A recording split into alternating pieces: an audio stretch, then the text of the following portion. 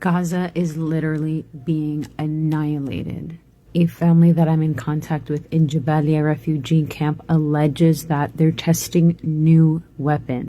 She mentioned to me that she hears once the bomb drops, it's like an earthquake and then two big explosions. And it's something that she's never, ever, ever heard before.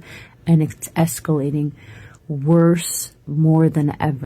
Not to mention the starvation in Gaza, as aid has not entered in over 70 days. Journalists are being assassinated, so you hear the news coming out less and less and less, and we're relying on just hearing from these families. We must continue to talk about Gaza. Please keep all eyes on Jabalia refugee camp. Last night was one of the most difficult nights ever for this family. She mentions to me also that she hasn't eaten in days.